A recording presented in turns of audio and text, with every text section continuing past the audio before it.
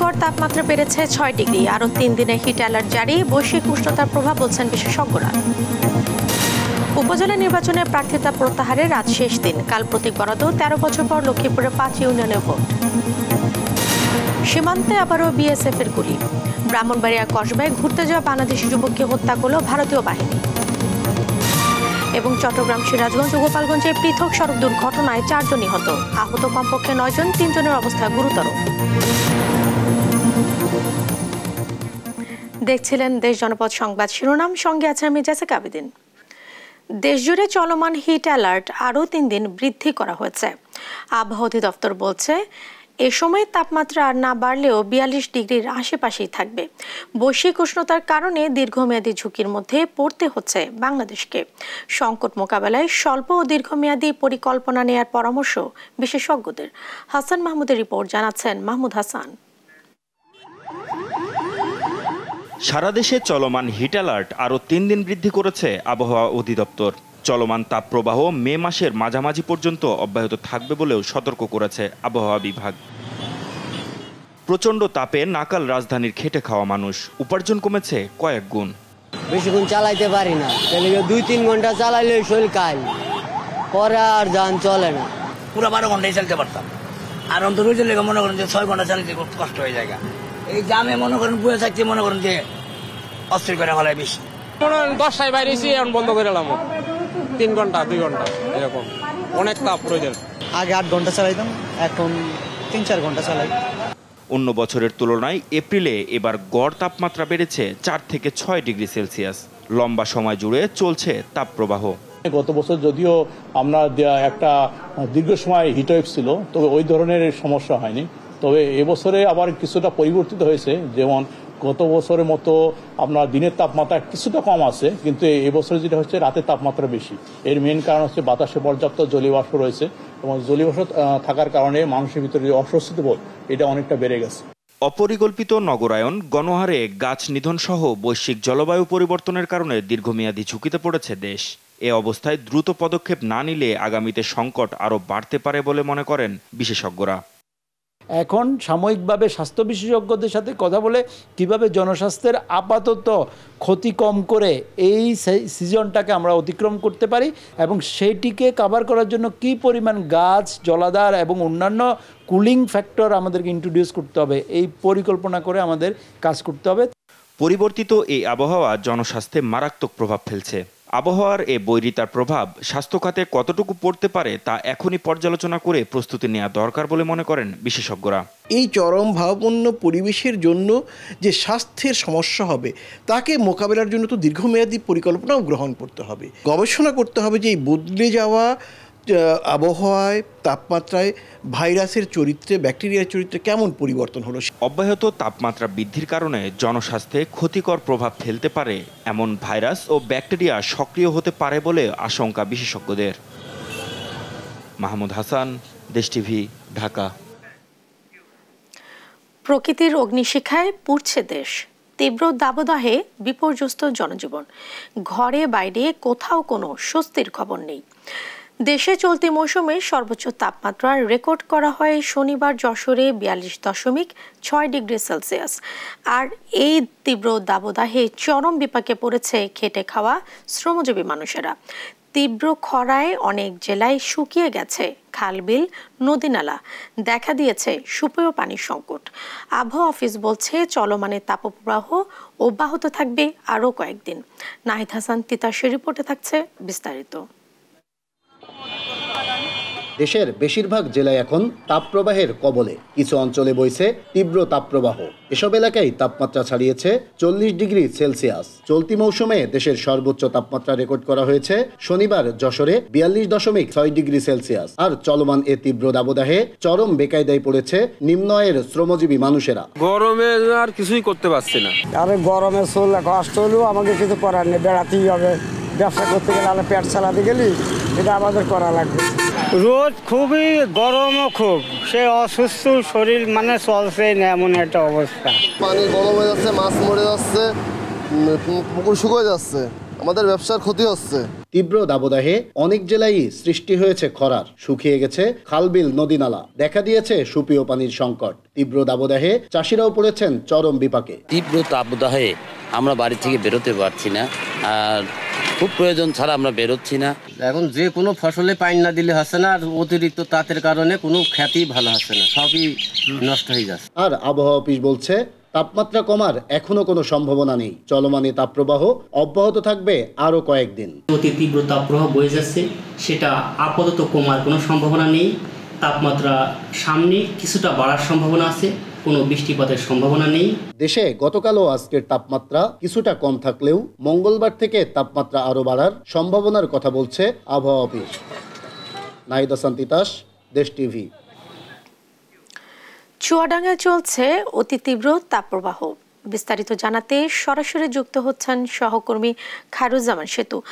সেতু, চুয়াডাঙ্গায় আজকের আবহাওয়া পরিস্থিতি কেমন দেখছেন আর কি বলছে আবহাওয়া অফিস?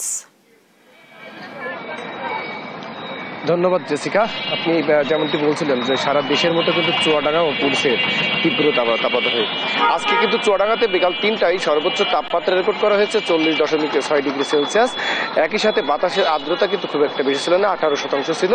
সব মিলিয়ে আবহাওয়া পরিস্থিতি আজকে কিন্তু গতকালকের তুলনায় একটু ভালো। আমি কিন্তু দুপুর 12টার বুলেটিনে আমি জানাইছিলাম আপনাদেরকে, সেটা হচ্ছে যে আজকে চুয়াডাঙ্গার তাপমাত্রা কিছুটা কমেছে এবং সেই তুলনায় যে বিকাল ৩টায় কিন্তু অতি তীব্র তাপদাহ যে বিষয়টা থাকে সেই দিকে চুয়াডাঙ্গা যাচ্ছে না, চুয়াডাঙ্গা তীব্র তাপদাহের পথেই হাঁটছে আর কি। ঠিক তেমনটি আজকে কিন্তু চুয়াডাঙ্গা জানিয়েছে আমাকে, যেটা হচ্ছে 40.6 ডিগ্রি সেলসিয়াস।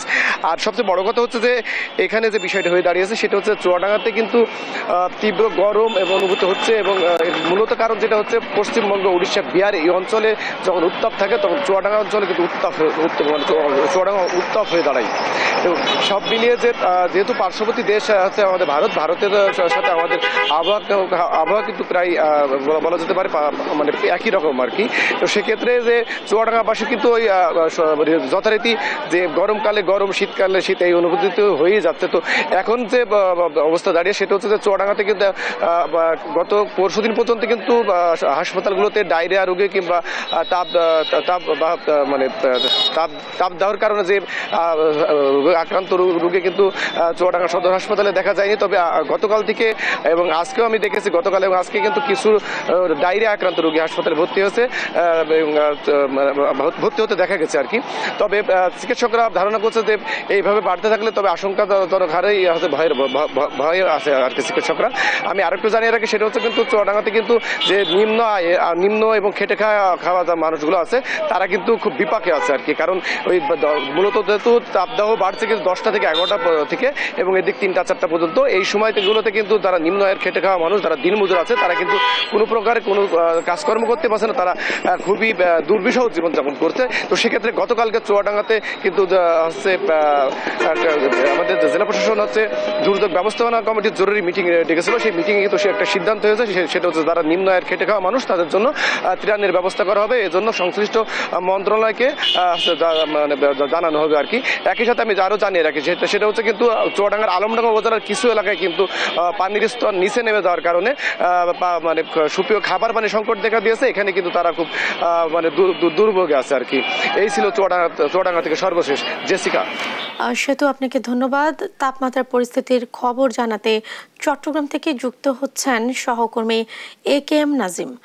নাজিম, গরমের কেমন প্রভাব পড়েছে জনজীবনে আর খেটে খাওয়া মানুষজন কি বলছেন? আপনি যেমনটা বলছেন, তীব্র গরমের কারণে আসলে চট্টগ্রামের নগর জীবন এক ধরনের নারীশ্বাস হয়ে উঠেছে। পাশাপাশি গরমের কারণে আসলে রাস্তায় আসলে চলা একরকম দায় হয়ে গেছে। কারণ আবহাওয়াবিদরা বলছেন যে এই তাপদাহ আরো কয়েকদিন থাকবে এবং বাড়ার কোনো সম্ভাবনা নেই। পাশাপাশি বৃষ্টি যে হবে, কবে নাগাদ বৃষ্টি হবে সেটিও আসলে আবহাওয়াবিদদের পক্ষ থেকে বলা যাচ্ছে না। বিশেষ করে এই গরমের কারণে যারা খেটে খাওয়া দিনমজুর মানুষ রয়েছেন তারা চরম বিপাকে পড়ছেন, কারণ তারা বাইরে বেরোতে হচ্ছে, কাজে যেতে হচ্ছে, সেই কারণে আসলে তাদের চরম ভোগান্তিতে পড়তে হচ্ছে। পাশাপাশি তীব্র গরমের কারণে আসলে মানুষের মাঝে এক ধরনের নারীশ্বাস তৈরি হয়েছে। আর হাসপাতালগুলিতেও বলতে গেলে এই গরমের জন্য যেসব রোগ রয়েছে সেগুলোতে আসলে মানুষ ভিড় করছে। ডায়রিয়া, জ্বর, স্ট্রোক এবং নিউমোনিয়া সহ বিভিন্ন রোগ নিয়ে আসলে নগরীর যেসব সরকারি বেসরকারি হাসপাতাল রয়েছে সেসব হাসপাতালগুলিতে ভিড় করছে। এই গরমের সাথে আসলে পাল্লা দিয়ে দিয়েছে লোডশেডিং। কারণ লোডশেডিং এর যে মাত্রা প্রায় ঘন্টার পর ঘন্টা থাকছে না, একবার আসলে আবার চলে যাচ্ছে। পাশাপাশি নগরের যেসব পাশের উপজেলাগুলো রয়েছে সেগুলোতেও এই একই ঘটনা ঘটছে। কারণ যে তাপদাহ চলছে সেটির সাথে লোডশেডিং পাল্লা দিয়ে পাচ্ছে। এই দুটো মিলিয়ে আসলে সাধারণ মানুষের জীবন একজন নারীশ্বাস হয়ে উঠেছে। তবে চিকিৎসকরা বলছেন যে এভাবে তাপদাহ বাড়ছে, এগুলোর জন্য আসলে একটু সতর্কভাবে চলাফেরা করতে হবে। কারণ বিশুদ্ধ পানি এবং সহ যেগুলো খাবার প্রয়োজন সেগুলো গ্রহণ করা, এবং যেসব খাবার অনিরাপদ যেগুলোর কারণে আসলে ডায়রিয়া, বমি সহ হঠাৎ স্ট্রোক এবং জ্বর এসব হতে পারে সেগুলো এড়িয়ে চলা। পাশাপাশি গরম জনিত যেসব রোগ দেখা দিচ্ছে সেগুলির জন্য যদি দ্রুত কেউ অসুস্থ হয়ে পড়ে তাহলে হাসপাতালে অবদান অথবা নিকটস্থ চিকিৎসকের পরামর্শ নেওয়ার জন্য বলেছেন চিকিৎসকরা। এই ছিল চট্টগ্রাম থেকে আমার কাছে সর্বশেষ। নাজিম, আপনাকে অসংখ্য ধন্যবাদ। দর্শক, তাপদাহের খবর জানাচ্ছিলেন আমাদের সহকর্মীরা। প্রচণ্ড তাপদাহে সারা দেশে সব ধরনের শিক্ষা প্রতিষ্ঠান বন্ধ থাকলেও ময়মনসিংহে চলছে রমরমা কোচিং সেন্টারের ব্যবসা। অনিচ্ছা সত্ত্বেও শিক্ষার্থীরা শিক্ষক ও অভিভাবকের চাপে কোচিংয়ে আসতে বাধ্য হচ্ছেন। নিয়ম বহির্ভূত কাজ করায় কোচিং সেন্টারগুলোর কর্তৃপক্ষের বিরুদ্ধে ব্যবস্থা নেওয়ার কথা জানান শিক্ষা কর্মকর্তারা। ময়মনসিংহ থেকে ইলিয়াস আহমেদের তথ্য ছবিতে ডেস্ক রিপোর্ট। গত কয়েকদিনে ময়মনসিংহে সর্বোচ্চ তাপমাত্রা রেকর্ড করা হয়েছে 39 ডিগ্রি সেলসিয়াস। প্রচণ্ড তাপদাহে হাঁসফাঁস অবস্থার মধ্যে বন্ধ রয়েছে স্কুল কলেজ। তবে নগরীর বাউন্ডারি রোড, কলেজ রোড, জিলা স্কুল রোড সহ বেশ কয়েকটি এলাকায় 4 শতাধিক কোচিং সেন্টার চালু রয়েছে। শহীদ সৈয়দ নজরুল ইসলাম কলেজ সহ বেশ কয়েকটি শিক্ষা প্রতিষ্ঠানে শিক্ষার্থীদের গাদাগাদি করে বসিয়ে করানো হচ্ছে ক্লাস। বেশিরভাগ শিক্ষার্থী এমন গরমে কোচিং করতে আগ্রহী নন। অদৃষ্ট বাসায় দিতে পারে না, মানে প্রাইভেট কিছুদিনের জন্য বন্ধ দেওয়া উচিত। অনেক গরম স্কুল খুললে তো আমাদের পরীক্ষা শুরু হবে। এখন গরম থাকলে কি হবে, যদি আমরা কোচিং এ আসি পরীক্ষায় তো আমরা ভালো করতে পারবো না, তাই তো আমাদের গার্ডিয়ানরা আমাদের কোচিং এ পাঠাচ্ছে। তবে শিক্ষক এবং অভিভাবকরা বলছেন ক্লাসে ঠিকমতো পড়াশোনা না হওয়ায় প্রচন্ড গরমেও বাধ্য হয়ে শিক্ষার্থীরা কোচিং করছে। অনেক শিক্ষক কোচিং বন্ধের কথাও জানিয়েছেন। স্কুলে তো এরকম পড়াশোনা হয় না, স্কুলে সিলেবাস দিয়ে রাখছে কিন্তু সিলেবাস তো শেষ করাই না, পরীক্ষা তো ডেট হয়েছে, এখন তো কোচিং ছাড়া তো আমাদের কোনো পথ দেখতেছি না। কোচিং আজকে বন্ধ দিয়ে দিব আর কি, পড়া তো হুট করে জানে না, কালকে তো সিদ্ধান্ত হয়েছে, টিভিতে সিদ্ধান্ত হয়েছে আজকে বন্ধ দিয়ে দেবো। কোচিং খোলার কারণ হচ্ছে বাচ্চারা তো বাসায় খুব বেশি একটা পড়াশোনা করতে চায় না, তারা এখানে আসে আনন্দের সাথে পড়াশোনা করে, এই জন্য আর কি কোচিংটা খোলা রাখা হয়েছে। যারা নির্দেশনা অমান্য করে কোচিং খোলা রেখেছেন তাদের বিরুদ্ধে ব্যবস্থা নেওয়ার কথা জানান শিক্ষা কর্মকর্তা। তাদের বাইরে আনার জন্য যারা কোচিং অব্যাহত রেখেছে, পরীক্ষার মোড়কে যারা বাইরে এনেছে তারা নীতি বহির্ভূত কাজ করছে। আমি জানা মাত্রই তাদের সঙ্গে আমি যোগাযোগ করার চেষ্টা করব। কোনো মতে এটাকে প্রশ্রয় দেওয়া যাবে না, কারণ সবার আগে আমাদের সন্তানদের স্বাস্থ্য এবং সুরক্ষা আমাদের কাছে। আমরা চাইছি না কোনো মতেই এই তীব্র রৌদ্রের মাঝখানে একে তো বাচ্চারা এসে একাডেমিক নামের মোড়কে কোচিং করুক অথবা বাইরে রোদ্রে কোনো জায়গায় ঘুরুক।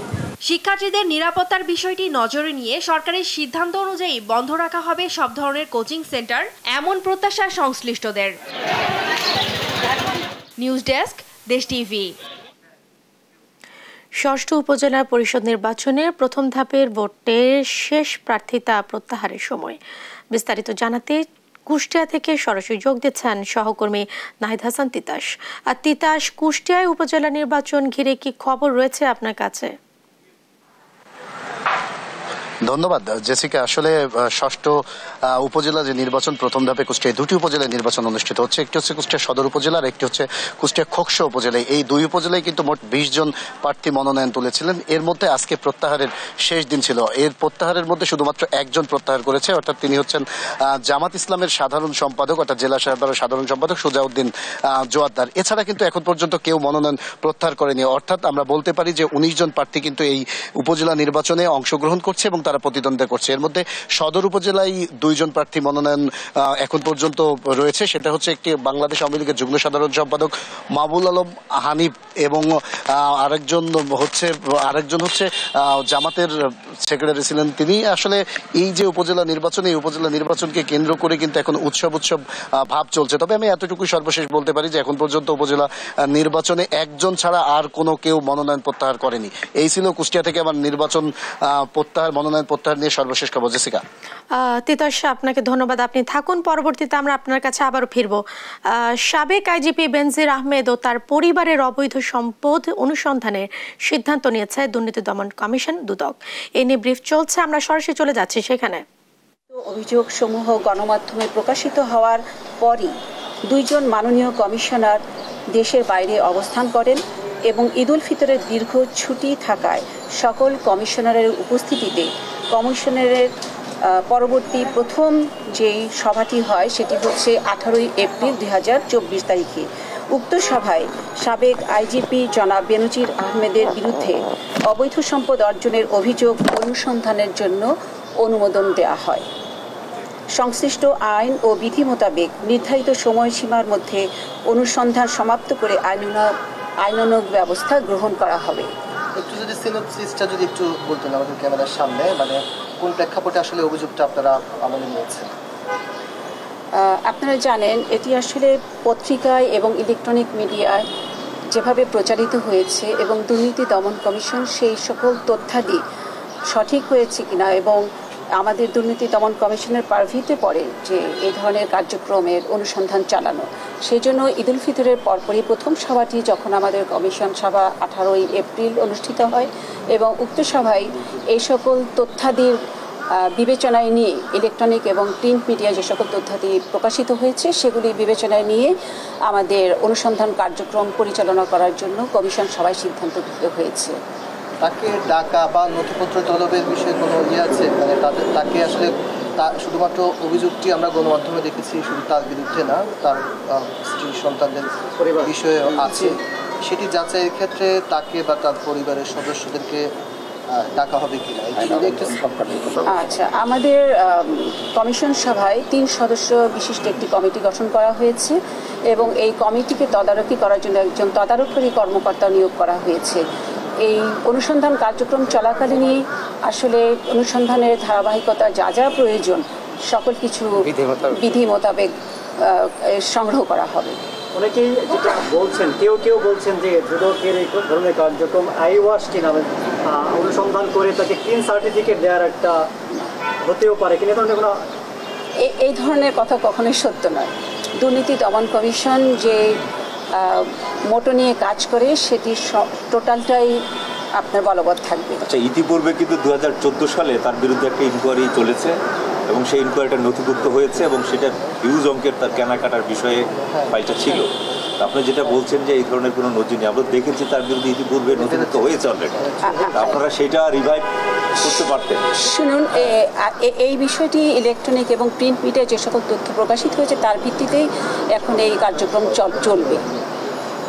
আর আপনারা এত বিলম্বে কেন জানালেন? আপনারা কমিশনে প্রথম সবাই আপনারা ডিসিশন যখন নোটিশ দিল, আপনাদেরকে লিগাল নোটিশ দেওয়া হলো, যখন রিট ফাইল হলো আজকে আপনারা জানাচ্ছেন, এই যে মাঝের সময়টা সাসপেনশনে রাখা, এটা কি কারণে? এখানে একটু আমার মনে হয় একটু বোঝার একটু কোথাও ত্রুটি হচ্ছে বোধহয়। আমি একটু আগে মেনশন করেছি ঈদ উল ফিতরের একটি ছুটি ছিল এবং আমাদের মাননীয় 2জন কমিশনার দেশের বাইরে ছিলেন। তখন আমাদের নিয়মিত কমিশন সভায় যখন 3 জন সদস্য মিলে কমিশনের সিদ্ধান্ত গ্রহণ করা হয়, সেই সিদ্ধান্ত গ্রহণ করা হয়েছে 18 এপ্রিল এবং আমাদের গতকালকেই 21 এপ্রিলে আমাদের কমিটি গঠন করা হয়েছে, সকালবেলায় চিঠি ইস্যু করা হয়ে গেছে। এর আগে কিন্তু আরো কিছু পুলিশ কর্মকর্তার অবৈধ সম্পদ নিয়ে কাজ শুরু করছে, সেগুলো কি অবস্থা? সেগুলো আসলে এটার সাথে সম্পৃক্ত নয়। আমার মনে হয় আজকে যেটা বিষয়ে কথা বলছি এটার মধ্যে সীমাবদ্ধ থাকলে ভালো। আরেকটি বিষয় আছে আমাদের, সেটি হচ্ছে আপনারা জেনেছেন গত 21 এপ্রিল 2024 তারিখ বিভিন্ন ইলেকট্রনিক মিডিয়ায় প্রকাশিত এবং 22 এপ্রিল 2024 তারিখ দৈনিক সমকাল ও দৈনিক আমাদের সময় পত্রিকায় ঘুষ লেনদেন চক্রে জড়িত দুদকের 2 জন কর্মকর্তা জড়িত রয়েছে মর্মে প্রকাশিত হয়েছে একটি প্রতিবেদন এবং সেই প্রতিবেদন দুর্নীতি দমন কমিশনের গোচরীভূত হয়েছে। উক্ত প্রতিবেদন সময় কারিগরি শিক্ষা বোর্ডের সিস্টেম অ্যানালিস্ট জনাব AK শামসুজ্জামানকে অর্থের বিনিময়ে অবৈধ সম্পদ অর্জনের মামলার দায় হতে অব্যাহতি দেওয়ার জন্য দুদকের 2 জন কর্মকর্তার সংশ্লিষ্টতার কথাও বলা হয়েছে। এই বিষয়টি সত্যতা পরীক্ষা করে প্রতিবেদন দাখিলের জন্য একজন পরিচালকের নেতৃত্বে 3 সদস্য বিশিষ্ট একটি কমিটি গঠন করা হয়েছে। দর্শক, আমরা এতক্ষণ দুর্নীতি দমন কমিশন দুদকে ছিলাম। 13 বছর পর লক্ষ্মীপুরে 5 ইউনিয়ন পরিষদে নির্বাচন হচ্ছে। ফলে উৎসবমুখর পরিবেশে প্রচার প্রচারণা চালিয়ে যাচ্ছেন প্রার্থীরা। তবে ভোটারদের দাবি, নানা অজুহাতে এক যুগেরও বেশি সময় ধরে ভোট দিতে না পারায় অনেক উন্নয়ন থেকে বঞ্চিত এসব ইউনিয়নের বাসিন্দারা। লক্ষ্মীপুর থেকে সাইফুল ইসলাম স্বপনের পাঠানো তথ্যচিত্রে টুম্পা আফরোজের রিপোর্ট। লক্ষ্মীপুর সদরের দালাল বাজার, বাঙ্গাখা, দক্ষিণ হামছাদি, লাহারকান্দি ও তেওয়ারীগঞ্জের 5 ইউনিয়নে ভোট 28 এপ্রিল। এর আগে সবশেষ ভোট হয় প্রায় 13 বছর আগে। এরপর সীমানা জটিলতায় এক যুগেরও বেশি সময় হয়নি ভোট। বিএনপি সহ অন্য দল এ নির্বাচনের মাঠে না থাকলেও কেবল আওয়ামী লীগেরই চেয়ারম্যান প্রার্থী 28 জন। সাধারণ সদস্য পদে 225 এবং সংরক্ষিত নারী আসনের সদস্য পদে 63 প্রার্থী লড়ছেন। উৎসব মুখর পরিবেশে চলছে প্রচার প্রচারণা। ব্যানার, পোস্টার আর ফেস্টুনে ছেয়ে গেছে গ্রামের অলিগলি।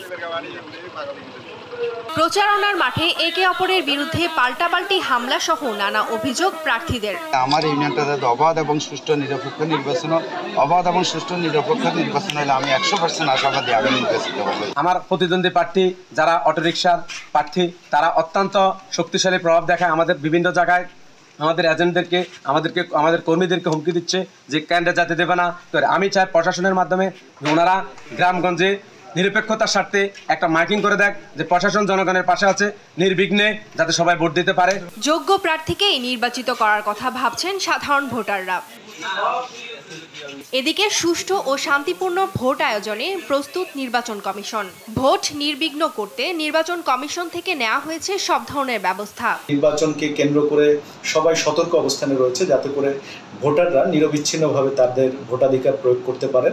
আমাদের পক্ষ থেকে জনগণের মাঝে পুলিশ বাহিনীর যে পেশাদারিত্বের সাথে কাজ করবে এই ব্যাপারে আমরা আমাদের পক্ষ থেকে জনগণকে আমরা অবহিত করছি এবং করে যাব। নির্বাচন শেষ হওয়া পর্যন্ত আমরা মাঠে আছি। এক যুগেরও বেশি সময় পর লক্ষ্মীপুরে শান্তিপূর্ণ নির্বাচন হবে, এমনটাই প্রত্যাশা জেলাবাসীর। News desk, Desh TV. ব্রাহ্মণবাড়িয়ার কসবা সীমান্তে বিএসএফ এর গুলিতে বাংলাদেশি যুবক হাসান মিয়া নিহত হয়েছেন। সোমবার সকালে উপজেলার বাইকিয়নের পুটিয়া সীমান্তে ঘটনাটি ঘটে। পরিবারের স্বজনেরা জানান, সকালে হাসান তার বন্ধুদের নিয়ে পুটিয়া সীমান্তে 0 পয়েন্টে ঘুরতে যায়। এ সময় তাদেরকে দেখে বিএসএফ গুলি চালালে ঘটনাস্থলেই হাসান গুলিবিদ্ধ হয়ে মারা যায়। কসবা থানার ভারপ্রাপ্ত কর্মকর্তা রাজু আহমেদ বিষয়টি নিশ্চিত করে জানান, নিহতের মরদেহ উদ্ধার করে উপজেলা স্বাস্থ্য কমপ্লেক্সে নিয়ে আসা হয়েছে।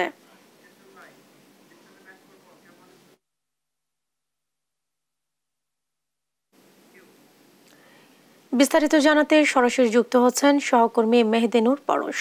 মেহেদি, বিএসএফ এর গুলিতে যুবক নিহতের ঘটনায় সবশেষ কি তথ্য রয়েছে আপনার কাছে? হ্যাঁ জেসিকা, আপনাকে ধন্যবাদ। জেসিকা, আমি এখন দাঁড়িয়ে আছি ব্রাহ্মণবাড়িয়ার কসবা উপজেলার এই বাইক ইউনিয়নে। এই বাইক ইউনিয়নের যে পটিয়া সীমান্ত রয়েছে, এই পটিয়া সীমান্তে কিন্তু সকালে বিএসএফ এর গুলিতে কিন্তু একজন বাংলাদেশি যুবক নিহত হয়েছেন।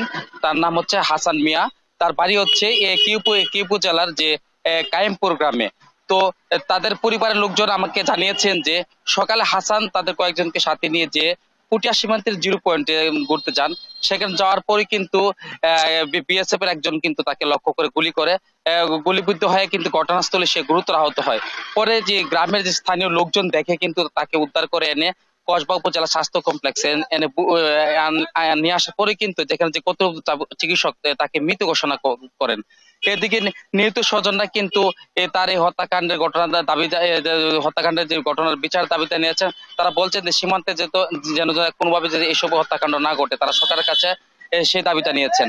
এদিকে এই ঘটনার পরপরই কিন্তু দুপুরে কিন্তু এই যে ব্রাহ্মণবাড়িয়ার যে কসবা সীমান্তের যে 0 পয়েন্টে বিজিবি এবং বিএসএফ এর কোম্পানি পর্যায়ে কিন্তু একটি বৈঠক হয়েছে। বৈঠকে কিন্তু বাংলাদেশের পক্ষ থেকে যে বিজিবি কিন্তু তারা একটা প্রতিবাদ জানিয়েছেন এবং এই প্রতিবাদের প্রেক্ষিতে কিন্তু বিএসএফ তারা বলছেন যে তারা এই অনৈকান্তিক ঘটনার জন্য তারা অনেকটা আশ্বস্ত করেছেন যে ভবিষ্যতে যাতে এই ধরনের ঘটনা না করে তারা বিজিবিকে তারা আশ্বস্ত করেছেন। এই ঘটনার পরপরই কিন্তু যে কসবা থানার ওসি বলেছেন যে নিহতের মরদেহ যে স্বাস্থ্য কমপ্লেক্সে নিয়ে আসা হচ্ছে, এখান থেকে কিন্তু ব্রাহ্মণবাড়িয়া যে জেনারেল হাসপাতাল এখানে কিন্তু নিয়ে গিয়ে কিন্তু মরদেহ সম্পন্ন করা হবে।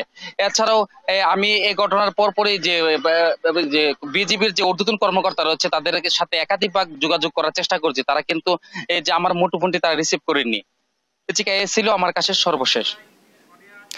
মেহেদি, আপনাকে ধন্যবাদ। দর্শক, ব্রাহ্মণবাড়িয়ায় কসবা সীমান্তে বিএসএফ এর গুলিতে হাসান মিয়া নামের এক যুবক নিহত হয়েছে। তো সে বিষয়ে জানাচ্ছিলেন আমাদের সহকর্মী মেহেদি নূর পরশ।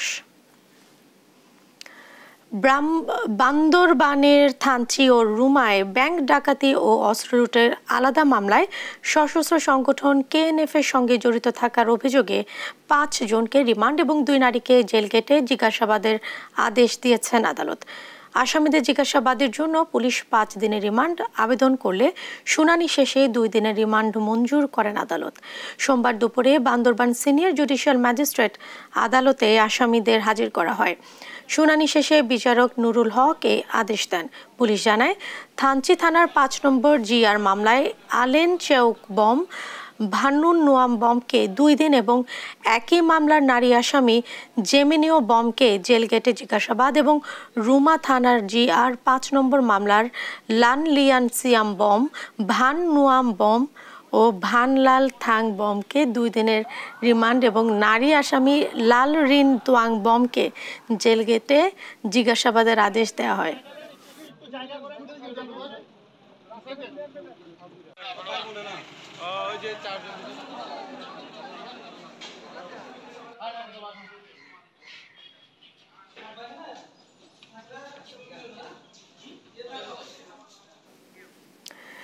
চট্টগ্রাম, সিরাজগঞ্জ ও গোপালগঞ্জে সড়ক দুর্ঘটনায় 4 জন নিহত হয়েছেন, আহত হয়েছেন কমপক্ষে 9 জন।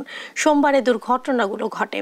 ভোর 5টার দিকে চট্টগ্রামের বোয়ালখালীতে বালু বোঝাই ড্রাম ট্রাক ও সিএনজি অটোরিকশার মুখোমুখি সংঘর্ষে অটোর চালক ও এক যাত্রীর মৃত্যু হয়েছে। আরাকান সড়কের রায়খালীর পুল এলাকায় বালু বোঝাই ড্রাম ট্রাকের সঙ্গে অটোরিকশার মুখোমুখি সংঘর্ষে ঘটনাস্থলে অটোচালক দেলোয়ার মারা যান। পরে হাসপাতালে নেওয়ার পর মারা যান যাত্রী মিজানুর। সকাল 6:30টার দিকে সিরাজগঞ্জের শাহজাদপুরে ঢাকাগামী বাসের গাছের সঙ্গে ধাক্কায় 1 জন নিহত হয়েছেন, আহত হন আরও 7 জন। এদের মধ্যে 3 জনের অবস্থা গুরুতর। গোপালগঞ্জের নসিমন উল্টে ইকরাম নামে এক নসিমন চালক নিহত হয়েছেন, আহত হন আরও 2 জন।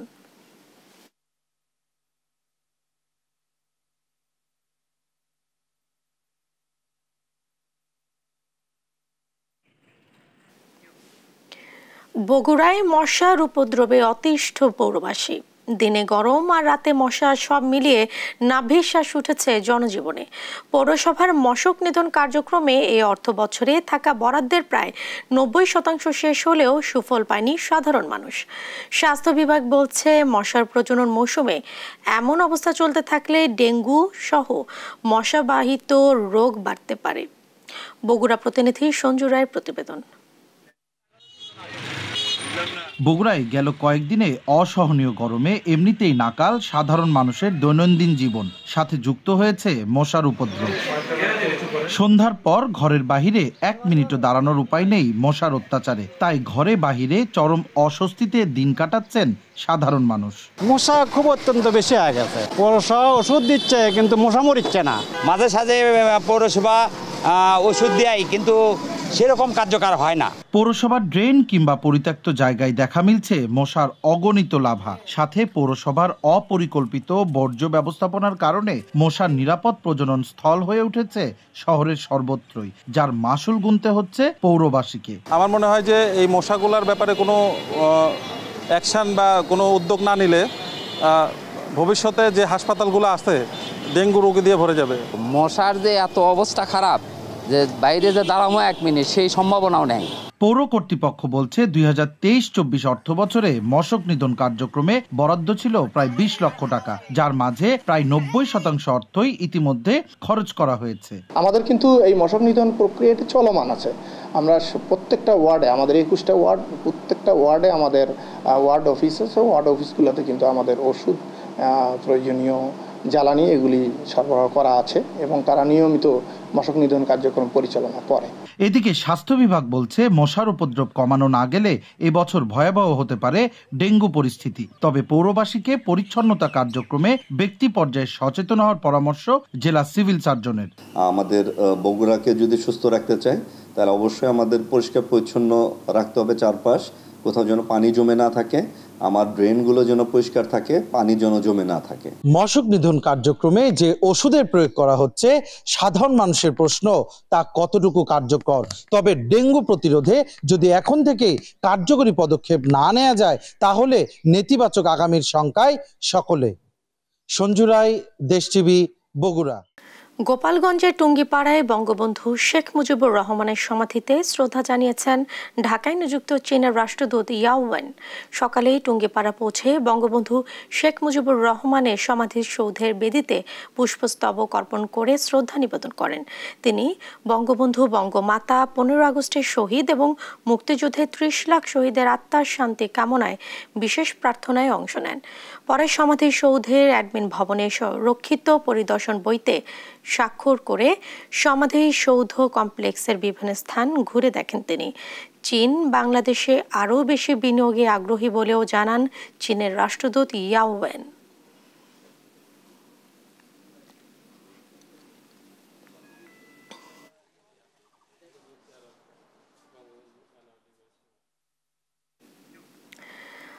আগুনে পুড়ে গেছে গাজীপুরের টঙ্গীতে ডাইং কারখানা।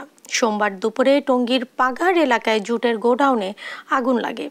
খবর পেয়ে টঙ্গী ফায়ার সার্ভিসের 3টি ইউনিট ঘটনাস্থলে আসে। তাদের 1 ঘন্টা চেষ্টায় দুপুর 2:30টার দিকে আগুন নিয়ন্ত্রণে আসে। প্রাথমিকভাবে আগুন লাগার কোনো কারণ ও ক্ষয়ক্ষতির পরিমাণ জানা যায়নি। তদন্ত করে পরবর্তীতে এই বিষয়ে জানানো হবে বলে জানিয়েছেন ফায়ার সার্ভিসের কর্মকর্তা।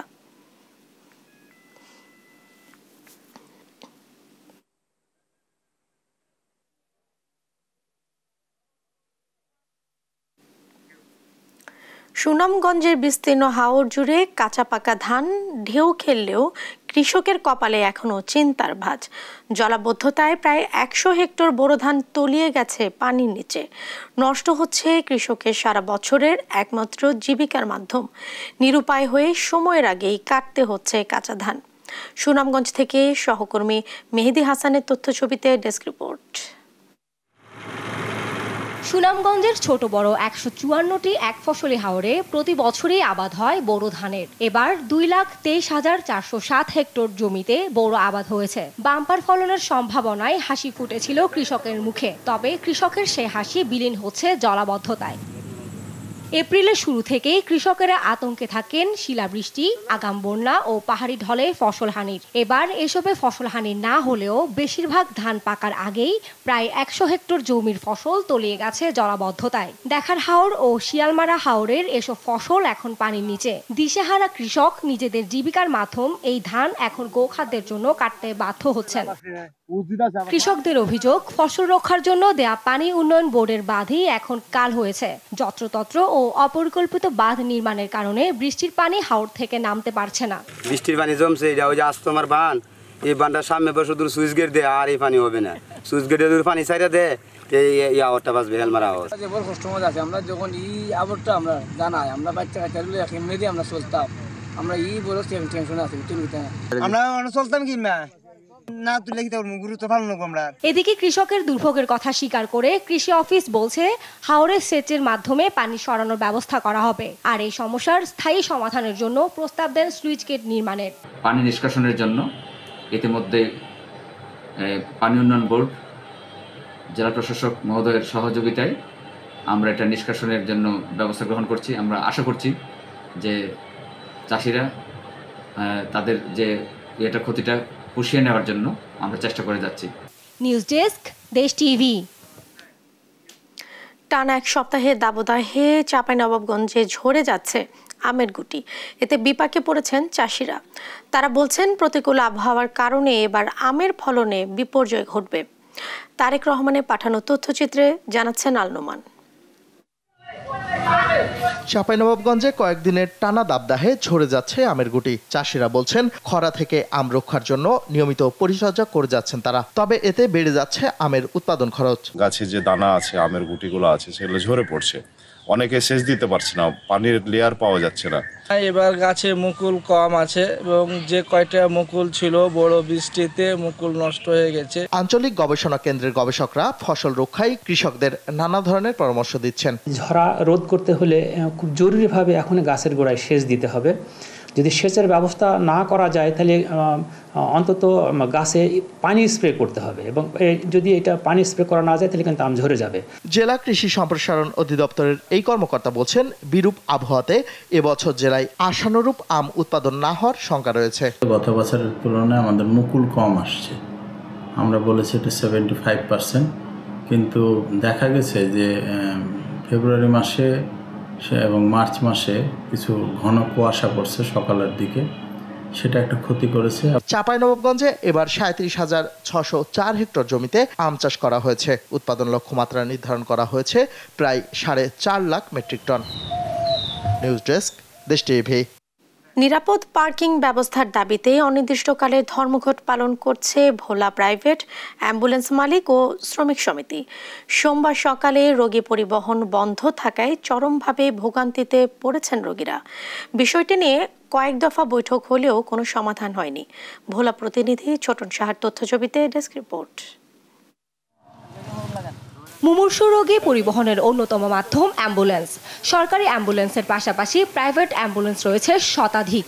তবে ভোলার 250 সর্জার জেনারেল হাসপাতাল কেন্দ্রিক সরকারি 3 ও প্রাইভেট অ্যাম্বুলেন্স রয়েছে 30টির বেশি, যারা খুব সহজেই রোগীদের পরিবহনের জন্য হাসপাতাল চত্বরে অবস্থান করে আসছিল। কিন্তু হাসপাতাল চত্বরে অ্যাম্বুলেন্স প্রবেশে নিষেধাজ্ঞা জারি করায় চরমভাবে বিপাকে পড়েছেন অ্যাম্বুলেন্স মালিকরা। তারা ঠিকমতো রোগী আনা নেওয়া করতে পারছেন না। শুধু তাই নয়, হাসপাতালে প্রবেশে নিষেধ থাকায় যত্রতত্র পার্কিংয়ের কারণে অ্যাম্বুলেন্সের গ্যাসের সিলিন্ডার সহ গাড়ির অন্যান্য যন্ত্রাংশ চুরি হয়ে যাচ্ছে বলে অভিযোগ মালিকদের। আমাদের অ্যাম্বুলেন্সের এখন দরকার নিরাপদ পার্কিংয়ের ব্যবস্থা, যার কারণে আমাদের গাড়িগুলো রাস্তা রাখতে সমস্যা হয়। রাস্তাঘাটে গাড়ি যখন গাড়ি রাখি, রিক্সায় বাজা দেয় কিংবা অন্য গাড়িতে বাজা দেয়, গাড়ি থেকে অক্সিজেনের বোতল চুরি হয়ে যায়। এখন আমাদের নিরাপদ একটা পার্কিংয়ের প্রয়োজন। গাড়ি 800 টাকা থাকলে গাড়ি আইতে 10 মিনিট সময় লাগে। এই রোগী ভোগান্তির কারণে আমরা গাড়ি বন্ধ রাখছি। আমরা একটা রোগী নামাবো সেই সময়টুকু পর্যন্ত তারা দিচ্ছে না। আমাদের গাড়িগুলো হসপিটালে থাকলে আমরা রোগীদের সেবাটা দিতে পারি ঠিক মতো। হাসপাতাল চত্বরেই নিরাপদ পার্কিংয়ের জন্য বারবার অনুরোধ করা হলেও কোনো সুরাহা হয়নি। এজন্য অনির্দিষ্টকালের এ ধর্মঘটের ডাক দেওয়ার কথা জানান মালিক সমিতির নেতারা। এই পর্যায়ে হচ্ছে আমরা রোগীর সেবা দিতে গিয়ে আমরা ইনসিকিউর। আমাদের যখন তখন আমাদেরকে তারা আইন শৃঙ্খলা বাহিনীর হাতে সোপর্দ করতে পারে। এই জন্য আমরা আপাতত রোগী পরিবহনটা বন্ধ রাখছি, আমরা ধর্মঘট রাখছি। যতক্ষণ পর্যন্ত তারা আমাদেরকে নিরাপদ পার্কিংয়ের ব্যবস্থা না করে দিয়ে আশ্বস্ত করবে, ততক্ষণ পর্যন্ত আমাদের ধর্মঘটটা চলমান থাকবে। সোমবার সকাল থেকে অ্যাম্বুলেন্স রোগী পরিবহন বন্ধ থাকায় ভোলার 250 সর্জার জেনারেল হাসপাতালে চিকিৎসা নিতে আসা রোগী ও তাদের স্বজনদের চরম ভোগান্তিতে পড়তে হয়েছে। যদিও সরকারি অ্যাম্বুলেন্সে স্বল্প সংখ্যক রোগী পরিবহন করা হলেও অন্যরা পড়েছেন চরম বিপাকে। ডাক্তার বলছে এই জায়গায় রাখবে না, ইমার্জেন্সি ঢাকা নিয়ে যাওয়ার জন্য। তো এখন অ্যাম্বুলেন্স পাচ্ছি না, ঢাকা নিয়ে যাব। এখন বাসা নিয়ে যাবো, বাসা থেকে ঢাকা নেওয়ার ব্যবস্থা করবো। অ্যাম্বুলেন্স না পাইলে তো রুগী মইরা যাব, পথে মইরা যাব, বাসায় মইরা যাব। তো এতে তো মৃত্যুর ঝুঁকি আরো বাইরে যাব। আমরা চলাচলে আমাদের খুবই সমস্যা, অসুবিধা হয়। অ্যাম্বুলেন্স ধর্মঘটে, এই অ্যাম্বুলেন্স ধর্মঘট না হওয়াটাই ভালো। সরকারি নিষেধাজ্ঞা বাস্তবায়ন ও রোগী ভোগান্তি কমাতে হাসপাতাল চত্বরে অ্যাম্বুলেন্স রাখার নিষেধাজ্ঞা জারি করার ফলে ধর্মঘটের বিষয়টি এখনো জানা নেই বলে জানান এই কর্মকর্তা। রোগী যখন আপনাদের হবে আপনারা এসে রোগী নিয়ে যাবেন, আবার যখন রোগী আনতে হবে আপনারা নামিয়ে দিয়ে চলে যাবেন, এটি তাদেরকে বলা হয়েছে। এই বিষয়ে তারা ধর্মঘট করেছে কিনা সেটি আমার কানে এখনো আসেনি, আপনারা বলার পরে আমি সেটি জানতে পেলাম। হাসপাতাল কর্তৃপক্ষ ও প্রাইভেট অ্যাম্বুলেন্স মালিকদের দুই পক্ষের পাল্টাপাল্টি অবস্থানে ভোগান্তি চরমে পৌঁছেছে। News desk, Desh TV. বিভিন্ন দিবসের স্মারক ডাক টিকিট ও খাম প্রকাশ করে থেকে বাংলাদেশ ডাক বিভাগ গেল 9 বছরে এরকম 40টি ডাক টিকিট ও খামের নকশা করেছেন বনি আদম। রাজশাহী বিশ্ববিদ্যালয়ের অধ্যাপক এ নকশাকারের গল্প শোনাচ্ছেন কাজী শাহেদ। ছোটবেলা থেকেই ডাকটিকিট সংগ্রহের শখ। নিজে যে কখনো ডাকটিকিটের নকশা করবেন ভাবেননি। অভাবনীয় সেই সুযোগ সামনে হাজির হলো 2015 সালে। বনি আদমের হাতের লেখায় মুগ্ধ হলেন ডাক বিভাগের সে সময়ের পরিচালক শফিকুল আলম। তার পরামর্শে স্মারক ডাকটিকিটের নকশাবিদ হতে আবেদন করেন বনি আদম। শফিকুল আলম স্যার দেখালেন যে তুমি কি এরকম ডাকটিকিট করতে পারবে কিনা, মানে যেহেতু চারুকলার শিক্ষক, তো বললাম যে কীরকম একটু নমুনা দেখান। তখন আমি দেখলাম নমুনা, দেখে বললাম মানে ডিজাইন করতে পারবো। তখন আমার নাম ঠিকানা নিয়ে নিলেন। স্যার খুব উৎসাহ দিলেন যে না, তোমার পিএইচডি থিসিস আরও 6 মাস, আমি মানে স্যার সুপারভাইজার, যে আরও 6 মাস পরে জমা দেবে, কিন্তু এখানে অ্যাপ্লাই করতে হবে। 2015 ছিল মরমী কবি রাধারমণ দত্তের মৃত্যু শতবার্ষিকী। সেই স্মারক ডাকটিকিটের নকশাবিদ বনি আদম। এরপর দেশের স্বাধীনতা সংগ্রাম থেকে শুরু করে দেশ ও দেশের বাইরের বিভিন্ন বিষয়ে স্মারক ডাকটিকিটের নকশায় বনি আদম রেখেছেন সাফল্যের স্মারক।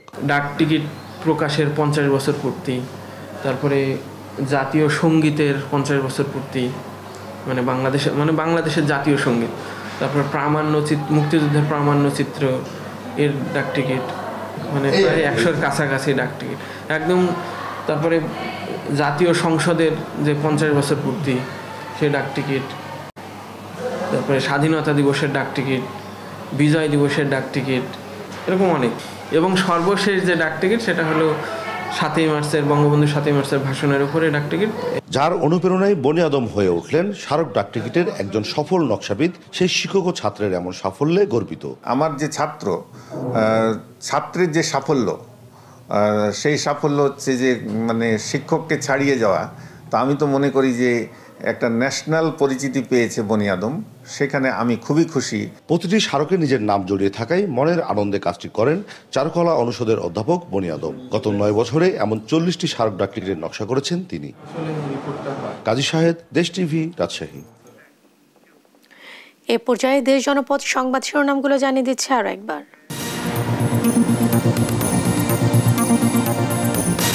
এপ্রিলে গড় তাপমাত্রা বেড়েছে 6 ডিগ্রি, আরও 3 দিনে হিট অ্যালার্ট জারি। বৈশ্বিক উষ্ণতার প্রভাব বলছেন বিশেষজ্ঞরা। উপজেলা নির্বাচনে প্রার্থিতা প্রত্যাহারের আজ শেষ দিন। কাল প্রতীক বরাদ্দ 13 বছর পর লক্ষ্মীপুরের 5 ইউনিয়নে ভোট। সীমান্তে আবারও বিএসএফ এর গুলি। ব্রাহ্মণবাড়িয়া কসবায় ঘুরতে যাওয়া বাংলাদেশি যুবককে হত্যা করল ভারতীয় বাহিনী। এবং চট্টগ্রাম, সিরাজগঞ্জ ও গোপালগঞ্জে পৃথক সড়ক দুর্ঘটনায় 4 জন নিহত, আহত কমপক্ষে 9, 3 জনের অবস্থা গুরুতর। এই ছিল এখনকার দেশ জনপদ সংবাদ। আমাদের পরের বুলেটিন দেখার আমন্ত্রণ রইল। এছাড়া দেশ টিভি সর্বশেষ সব খবর পেতে ভিজিট করুন www.desh.tv। ফেসবুকে আমাদের সঙ্গে যুক্ত থাকুন দেশ টিভি অথবা দেশ টেলিভিশন পেজে। এছাড়াও সর্বশেষ সব ভিডিও পেতে ইউটিউবে আমাদের হ্যান্ডেল @দেশ টেলিভিশন অথবা @দেশ টিভি নিউজ লিখে সার্চ করুন। ধন্যবাদ সাথে থাকার জন্য।